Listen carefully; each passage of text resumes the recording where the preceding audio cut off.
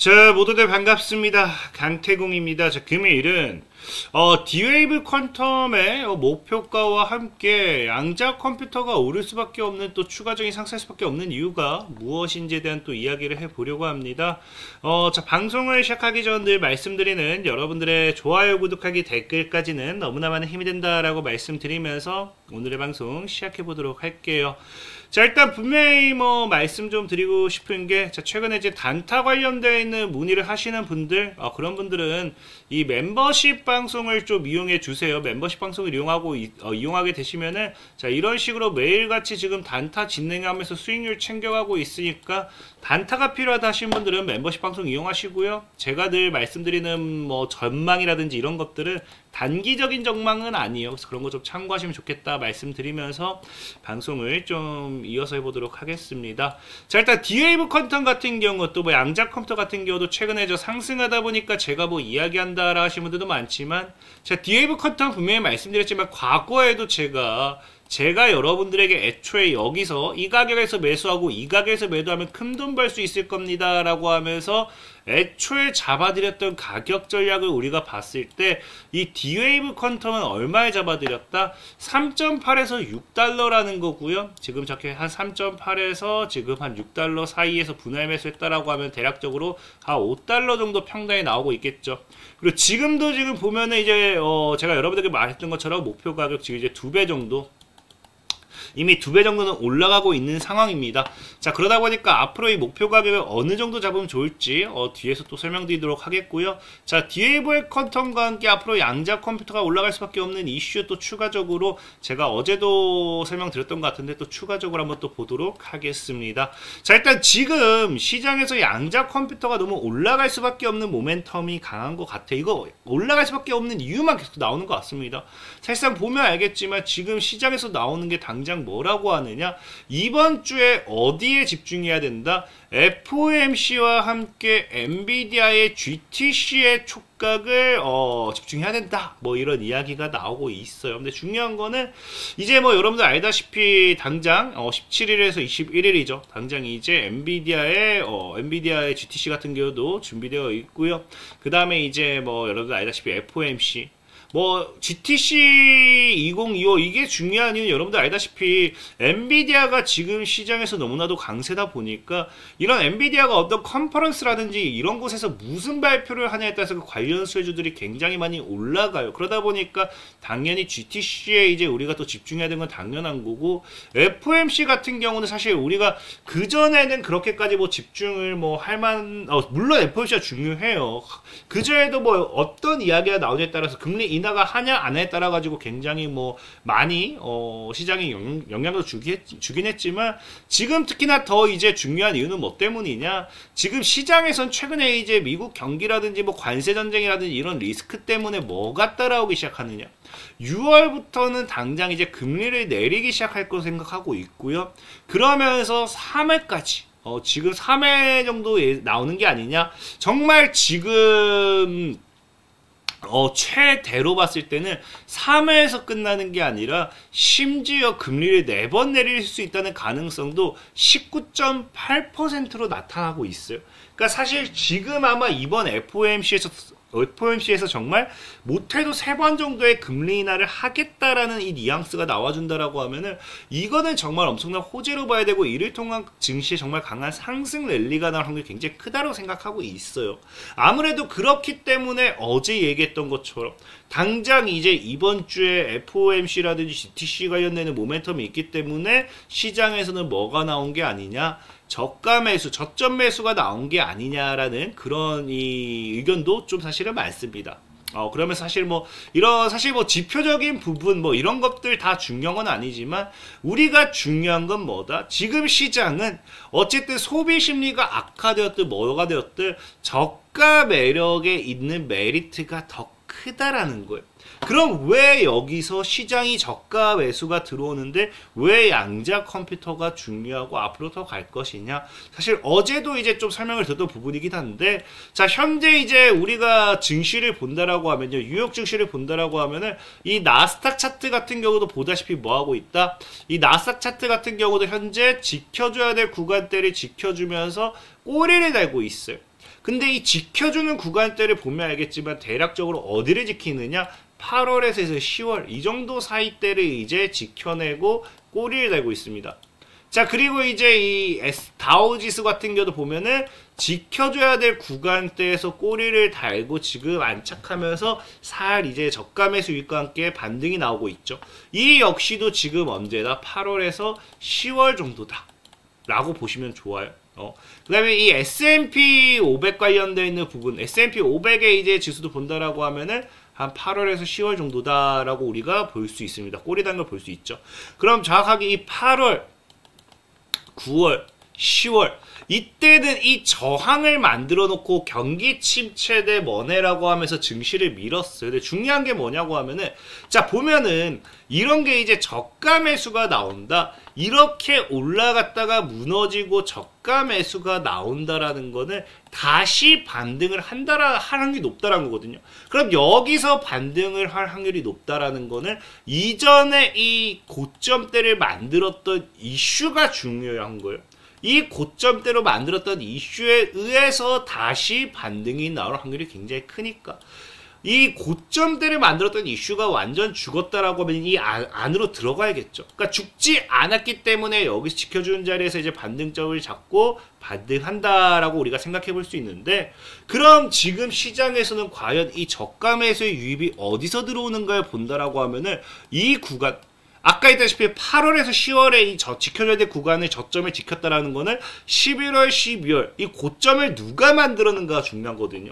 근데 그 고점을 만든 주체가 누구냐를 본다라고 하면 누가 만들었다? 바로 이제 양자 컴퓨터가 나스닥 2만을 뚫게 만들었다. 그래서 과거의 이 고점대 10월 이후에 10월, 11월, 12월 넘어가면서 이 나스닥 지수의 상승을 이끈 것은 누구다? 구글의 양자 컴퓨터 발표 소식이 촉매제가 되어서 양자 컴퓨터 관련되는 섹터들이 강한 상승 랠리를 가지고 왔다라는 거예요. 그래서 이를 통해서 실질적으로 지금도 보면 알겠지만 미국 정부는 2018년 시작한 후 국가 양자 이니셔티브를 통해 가지고 과거에 뭐 약 4조 정도에 대한 이 정부 투자 자금 이런 거 추진한다. 이것도 이제 10월 이후에 11월 이후에 나왔던 뉴스죠. 그러면서 또 같이 움직였던 거고 심지어 미국 정부가 지난 30년간 기초과학에 꾸준히 투자한 결과 양자 컴퓨터 민간 분야에서 꽃을 피우고 있다. 여러분들 알다시피 뭐 아이온큐라든지 리게티라든지 다양한 기업들이 나오고 있죠. 자 그러면서 이 당시에 나스닥 2만과 함께 사실 뭐 S&P 500이라든지 뭐 다우지수도 고점을 뚫을 수 있었던 게 양자 컴퓨터의 주도였다라는 걸 좀 알면 좋습니다.